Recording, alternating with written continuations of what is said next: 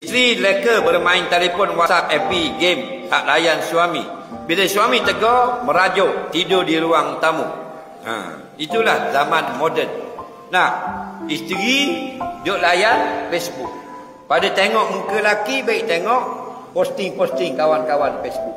Inilah penyakit yang ramai suami menderita sekarang. Betul tak? Cuma malu nak mengaku.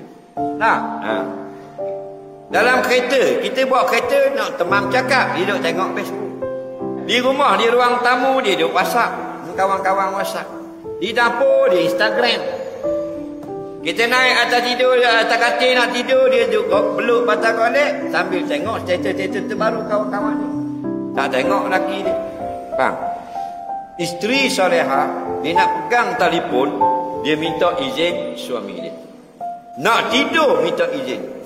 Nak bercakap, minta izin. Izinkan saya bertanya. Isteri solehah. Jadi macam ni, bila kita tegur, dia marah. Ada perempuan yang bila kita tegur, dia minta maaf. Minta maaf, saya tersilap bang. Saya janji tak akan buat lagi. Itu yang terbaik. Bukan solehah dia tak buat salah, tapi bila kita tegur, dia kata minta maaf. Tahu tak? Awak ni saya duk asyik dia tengok telefon je. Oh, minta maaf bang, saya janji tak buat lagi. Isteri solehah tu buat salah dan segera mengaku salah dan minta maaf.